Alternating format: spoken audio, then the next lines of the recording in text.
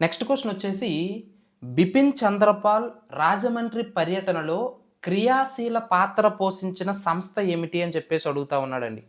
Options వచ్చేసి option 1 Balabharati Samiti, option 2 young men's association, option 2 Surabharati Samiti, option 4 Rajahmundry students association అని చెప్పేసి చెప్తా ఉన్నాం.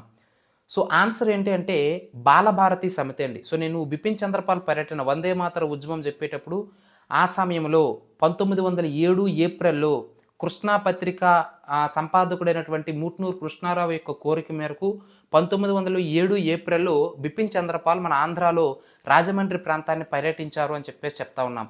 ఆ రాజమండ్రి పర్యటనలో భాగంగా బిపిన్ చంద్రపాల్‌కి బస ఏర్పాటు చేసినటువంటి వ్యక్తి ఎవరయ్యా అంటే మాదెల్ల సారయ్య అని చెప్పేసి చెప్తా ఉన్నాం.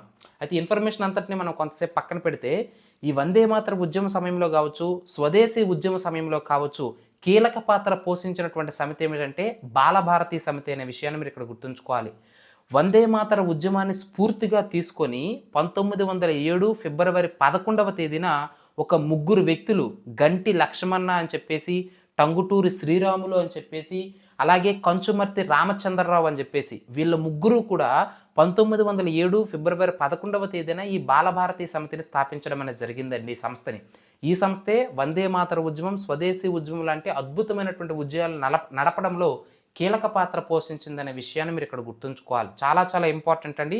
బాలభారతి సమితి స్థాపన అంటే 1907 ఫిబ్రవరి 11 ఎవరు స్థాపించారంటే కంచుమర్తి రామచంద్రరావు, అలాగే టంగుటూరి శ్రీరాములు, గంటి లక్ష్మణులు అనే విషయాన్ని మీరు ఇక్కడ ప్రధానంగా గుర్తుంచుకోవాలి.